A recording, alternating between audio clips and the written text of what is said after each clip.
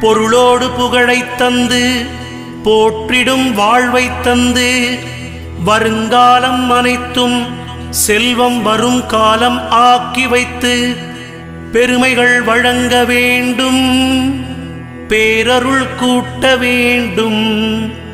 அருள்மிகு குருவே, உன்னை அடிபணிந்து வணங்குகின்றேன். வருடம் ஓர் ராசி வீதம் வட்டமாய் சுழன்று வந்தே தருகிற பலனை நாங்கள் தங்கமாய் ஏற்றுக்கொள்வோம். வருகிற நாட்களெல்லாம் வசந்தமாய் மாறுதற்கே அருள் தரும் உனது பார்வை அனுதினம் எமக்கு வேண்டும். குருவே, நீ பார்த்தால் போதும் கோடியாய் நன்மை சேரும்.